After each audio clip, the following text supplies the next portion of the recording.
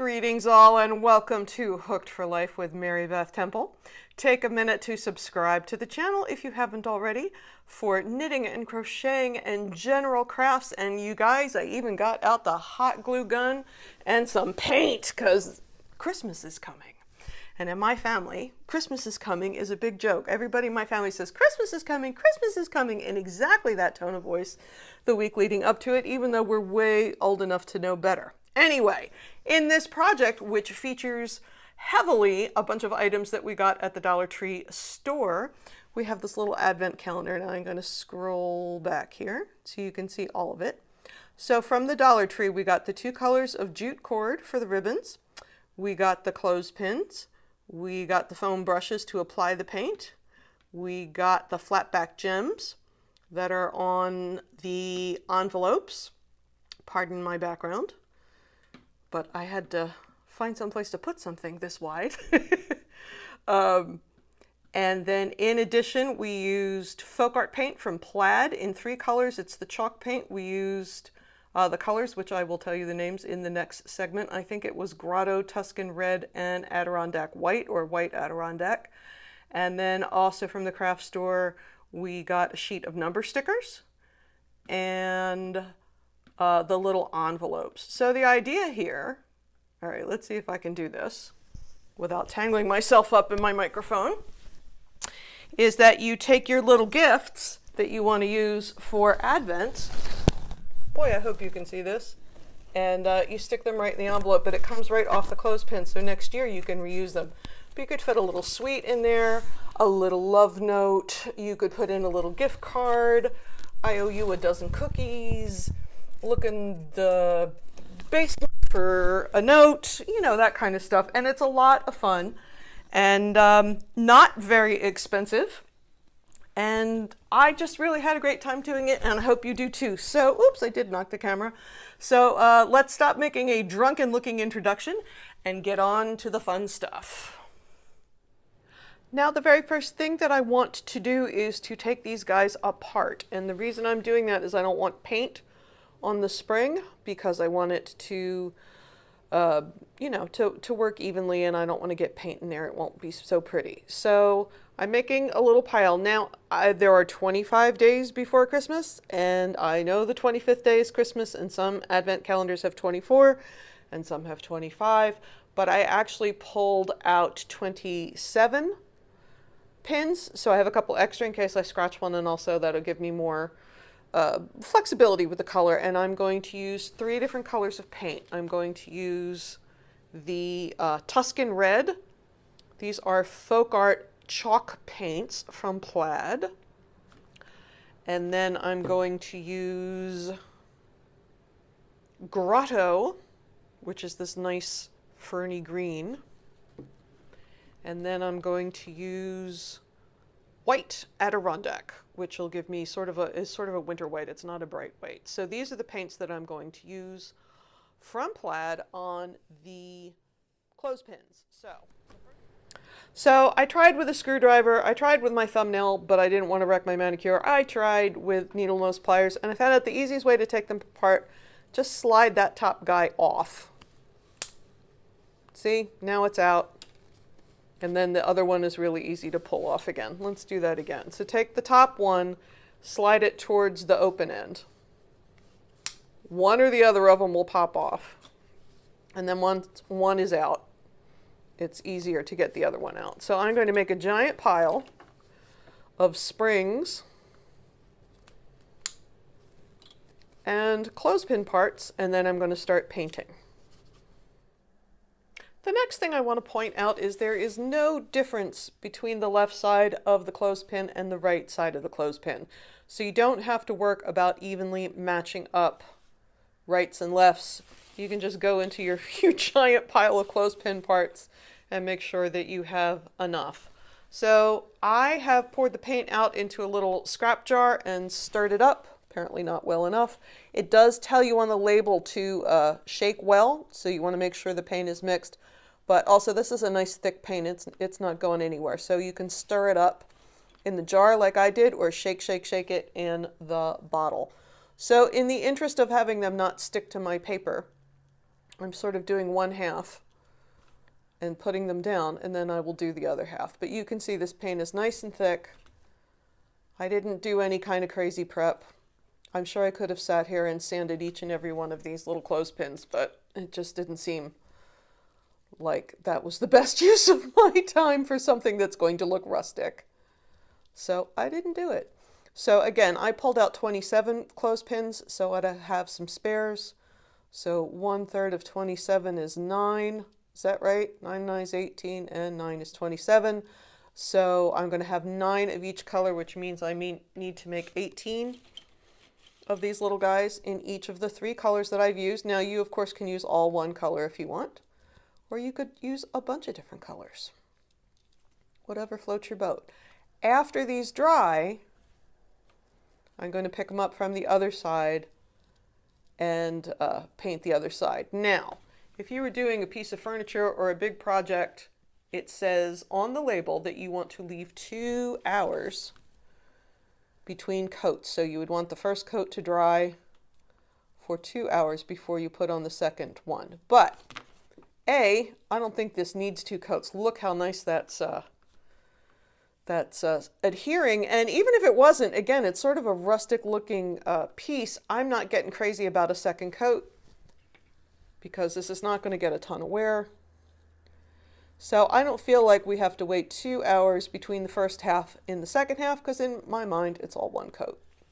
So I'm going to go ahead, and again, I'm going to do 9 pairs in the Tuscan Red, 9 pairs in the Grotto, and 9 pairs in the White Adirondack. And I'm going to let them dry, and then we'll come back and we'll put them all together. I'm trying to let it not puddle up in there too much, just because I don't want it to chip later when I'm putting the springs back on. But again, this is not a, this project does not require finesse. Well, here is my mountain of clothespin halves. You can't see my hand because it's off camera. So I'm going back to the ones that I did at the beginning. These are pretty dry. Again, I went through, I did all the red ones, then I did all the green ones, and then I did all the white ones, as you can tell by how crapped up my manicure is. And now I'm going to do the same order. So again, if I was doing furniture and was worried about this, I would let them dry 2 hours between coats, but it's not really between coats. It's sort of 2 halves of the same coat. Obviously, when you put them back down, you want to put the dry side down.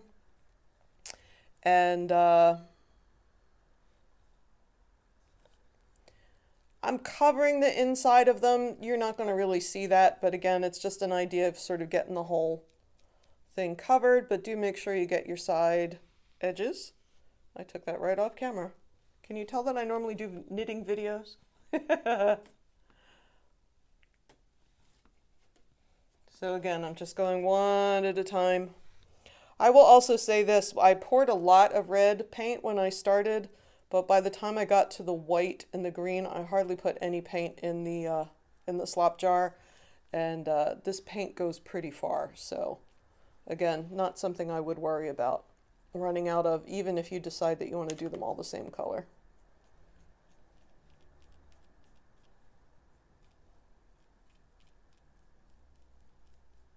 All right, so I'm going to go ahead and I'm going to finish my second half of painting my little guys. It's also a good time, again, if you see anything that you didn't cover nicely the first time. But this is not fine art. It's rustic. And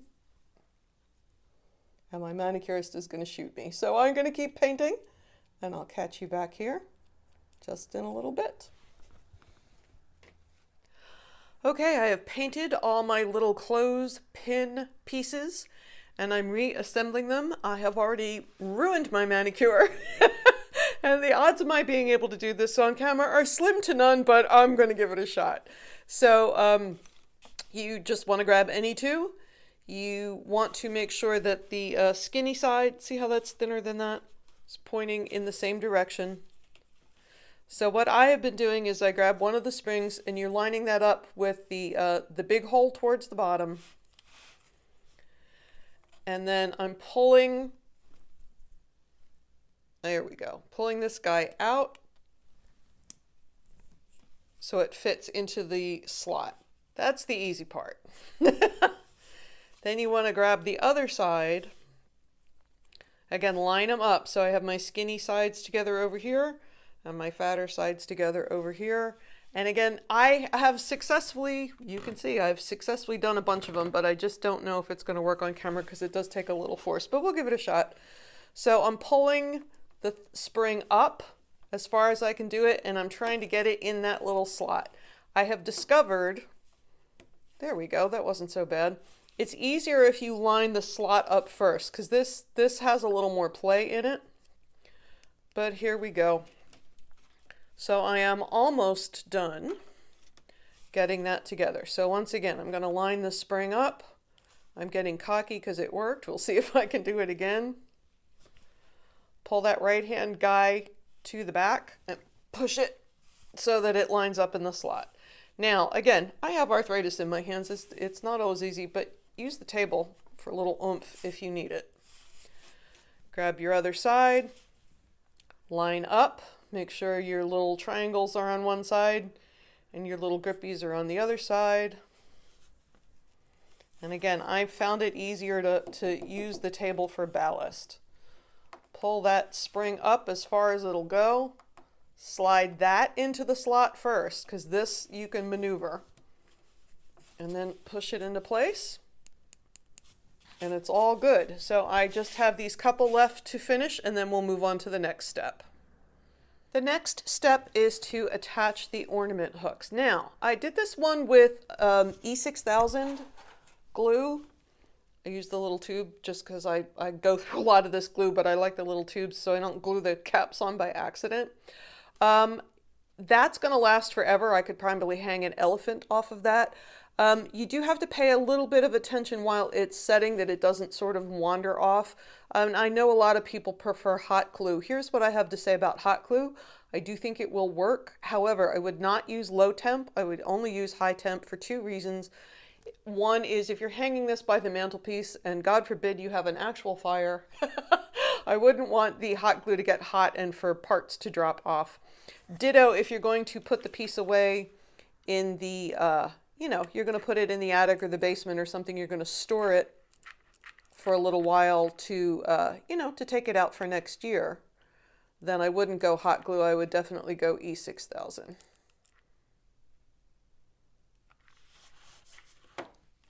Now, you'll notice when I took them out of the container, they look like that, just that sort of C shape. But I've twisted it a little just to give it a little more for the glue to grab onto. So you can see the hot glue works fine, and it does set more quickly. So I think I'm going to go ahead and hot glue, and this is not a real one. This was my test one. I will also say make sure that you're hanging the hook on the top. This is the side you want near the ribbon because you're going to hold your little package with here. So you want the hook up here. You want it hanging in this direction. And I will also say there's sort of no right side or wrong side. So whichever side looks nicer to you, put the hook on the other side. Like I think that's probably a nicer paint job. So I'm going to go ahead and put the hook on that side. And I'm putting a good sized glop on there. I want something for it to hang on to.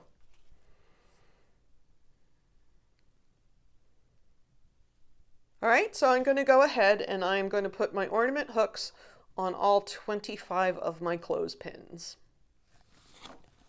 I've also noticed as I have my little ornament hook factory going on here that some of them are facing to the right and some of them are facing to the left. It doesn't matter because when I hang them on the fabric, I'm going to twist them around so they go to the back anyway. So it doesn't matter if some go this way and some go this way when you're at this step. Don't make yourself crazy because you're going to make it so that they point straight back later on in the process. Okay, next step. The following supplies I did not get at Dollar Tree, I got at the craft chain store. I got a sheet of stickers with numbers on them because I wanted to number the clothespins from 1 to 25. And then I got these little bags at the craft store, which was a package of 25, which was helpful because that's exactly how many I wanted. And I think they look nice sort of folded in this direction. You can put a little note in there, you could put a little piece of candy in there, you could put a gift card in there, depending on how crazy you want to get with your advent calendar. So my original plan was to put the stickers on the clothespins and then cover them with one of the gems. However, that gets a little complicated when you get to 20, 21, 22, 23. Suddenly it's this big, and the gem doesn't, I didn't love it as much as I thought I would. So what I'm planning on doing now is taking each of these little bags out, and I'm going to mark the bag. Now, if you are a crazy person and you want it to be exactly centered, I would suggest that you get a pencil and a ruler, and really, because it's a little off either way, it's going to make you crazy. On the other hand, if you do them in the corner, that's pretty easy to find, and you could do each one in a different place. So I'm using this sticker to put it down, and I'm going to put the gem on top of it. Now again, when I have two in the row, the gem's going to work a little harder to cover, but I think it works better on the bag than it did on the clothespin. Once again, as I said before, you have two choices here. If this is an heirloom project that you want to have for the rest of your life and your grandchildren to have it, E6000 is the way to go. It holds forever and it dries clear. If you're in a hot hurry, hot glue dries clear too, and I tested it out with both and it was fine either way. So again, for on camera, just in the interest of getting through things, I think I'm going to go ahead and use the hot glue. But for an heirloom quality project, I would definitely say E6000. But if you're going to store this, I'm not kidding, do not use a low temp glue gun, use a high temp, because you don't want it to be hot up in your room or your attic or under your bed or wherever you're going to put it, and then it melts and you have a sticky mess next year. So what I think I'm going to do, in the interest of not driving myself crazy with a ruler, is put them in different places for different numbers. So I'm not going to put everything in the lower left corner. I might put one sort of off to the side. I might put one in the middle. And because I was too cheap to buy two sheets of stickers, I'm going to alternate between the this font and the bold font. So I just did number 1. My next one's going to be number 2. And then this way, I got 1 to 25. I got it out of one sheet of stickers. So again, I'm really free-forming this. I'm sticking it where it looks good to me, and I'm going to cover it with the gem, and I'm going to do this until we get through 1 to 25.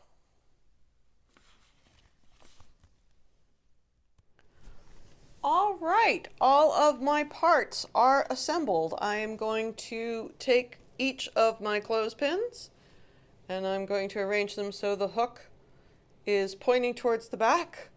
I'm going to get rid of any glue strings that are hanging out, and I'm going to get them away from my studio lights, because that's one of the reasons the hot glue doesn't want to set, as I have all these hot lights on. I'm going to get that all done. I'm going to get my ribbon out and we're going to put it together and be done. Alrighty then, the next thing I want to do is get my clothespins onto the ribbon that is going to hold everything together. Now I just have two of these out for size. I'm not going to go crazy and put all the envelopes yet, because if I was using the advent calendar, of course I would have to stuff them. But the numbers can go in any direction. I was thinking about that earlier. My instinct was to go 1, 2, 3, 4, 5, 6, 7 through to 25, but they could be in any sort of number. If you have young kids at home and you're working on numbers, if they're out of order, it would kind of be fun to say, okay, now go find number 7, go find number 21, go find number 4.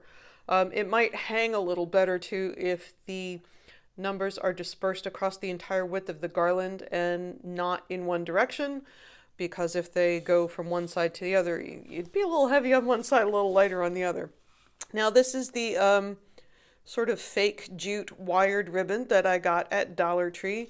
And because it's wired, making a neat edge was pretty simple. All I did was fold under a little more than 1/2 inch and then one more time. And because it's wired, it's going to stay right in place. So there's my edge. So now the next thing I want to do, in whatever order you want, if you want to go random, I am just allergic to random and everything in my life has to be symmetrical, but that's me. All you need to do is it's green on green. That was not good planning on my part. All you want to do is take the wire and hook it right through the ribbon and then squeeze it to close it because you don't want anything to come out. So I'm going to put some envelopes on here just so I can see my spacing. Now, if you have a specific mantelpiece that you want this to fit and you only want it to be a certain width, that's okay. It would be totally fine for the envelopes to sort of overlap each other if that's what you wanted. But I think I want mine to be a little farther apart. You know, I'm talking myself out of that. If they're too far apart, the thing's going to be 17 feet wide and nobody needs that aggravation. Although when you're hanging it, it can have a little slack in it too. All right, so I'm going to put that in. Now again, you can be you and put them up, down, anywhere you want, or you can be me and make sure everything is exactly symmetrical because it'll drive you crazy if it isn't. But again, it's a rustic looking piece. It's not going to be little things marching in line. So I'm going to go ahead and put the rest of my clothespin on. But again, after I get them in there, all I'm doing is squeezing them so that they don't come off easily. But again, not a big deal, just to keep them on there. So I'm going to go ahead and put my clothespins on. And let's look at, once the first group of 5 is on, let's put some jute on there for decoration. So for these little group separators, all I did is I cut 2 pieces of jute from that jute packet I got at Dollar Tree. 1 piece of the natural color and 1 of the green. And just FYI, I chose the buff colored envelopes to sort of tie in with this jute. They do also come in white. And then all I'm doing is tying it in a little bow. I'm going to kind of squish it a little bit, give it some depth.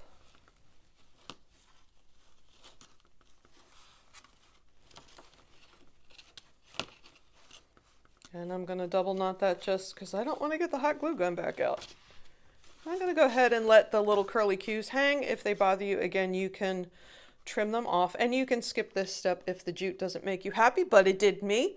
So 5 clothespins and then a tie, 5 clothespins, tie, etc. all the way across, at which point you can cut your other edge and fold it to match this one. Then the last thing we're going to do is put the envelopes on. And here we have it, our little advent calendar made with items from Dollar Tree. Pardon my sloppy tripod and pardon the back of my background. Those of you that are regular followers of me on social media or here on YouTube know that I'm in temporary housing right now. So I'm pretty impressed I got as much of this done as I did. Anyway, there it is. We have our 25 envelopes. You can do 24 if you like.